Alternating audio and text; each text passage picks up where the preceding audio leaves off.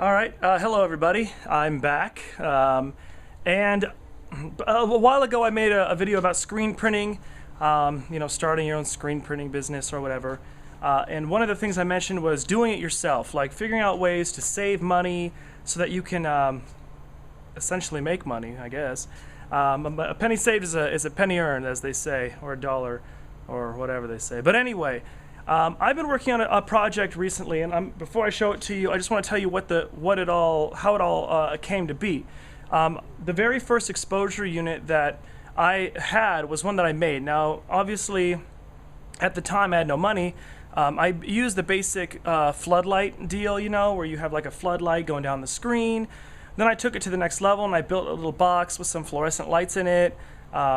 And put like some books and stuff on top to try to get a good exposure.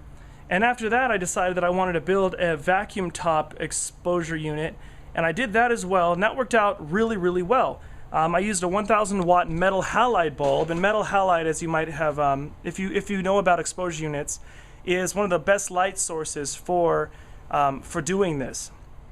And I did a lot of research, and I did a lot of time just looking at different products and stuff, and looking at exposure units themselves, and I decided to build my own, and I built it big enough for my smaller frames. What are they, like a 24 by something or something like that, those frames. And as we've grown, we have a lot of people who want bigger prints. We want bigger prints, and one of the problems is our exposure unit can't expose those big screens. I did a lot of research looking at exposure units that I could purchase. One of the things that I noticed about the exposure unit that I built was when I compared it to some other ones that I've seen purchased, like the huge fluorescent bulb units, my unit got better detail in the burn. It just did. I think it has to do with the metal halide, the point light source. I think that's the key, is the point light source. No undercutting, as you know or may not know. Fluorescent bulbs cause, since there's so much light going everywhere, you get like an undercut of light, which isn't what you want. You want a point light source. Kind of like when you're doing like shadow puppets, you want a better shadow. So you can't put your hand in front of like a row of fluorescent bulbs and get a really good shadow puppet. But if you have one small little light that has a lot of power and you put your hand in front of it, you're going to get better shadows. So anyway, some customers wanted some larger prints, and we weren't able to do it, and we've been talking about it for a while, and again I started looking at all these different units that I could purchase, and they range from $3,000, $4,000, $5,000, and the concept is pretty simple. Obviously, most of them that are really nice ones are metal halide with a point light source, and there's a lot of gadgets that are cool that make it probably worth the money that it is, maybe. All the little settings you can do, all the timers and blah blah blah and all that stuff. But anyway, let me show you what I'm working on.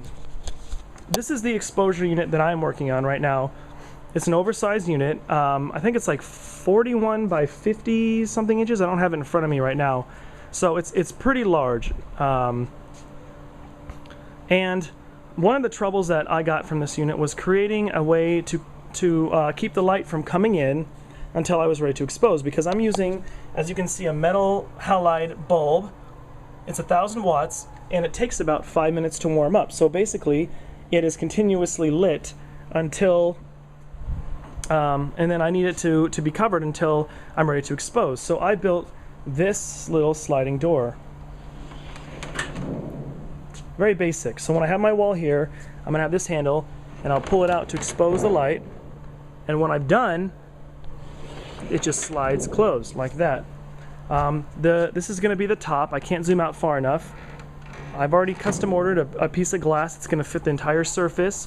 I also ordered some neoprene that I'm going to use as the cover here.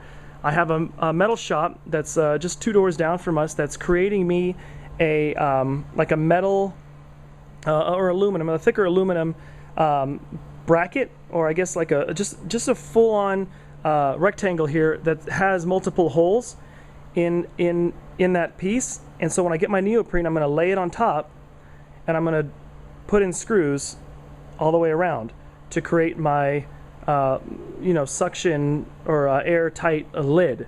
In the past, I've drilled a hole in the lid right here where I hooked up the vacuum to allow air to get sucked out. I don't know if I'm going to do that this time. I might put it on the actual neoprene on the top. I don't know, but should be good there. This is going to be my. I want to be able to control my fan and my light separately. So I'll have my fan and my light.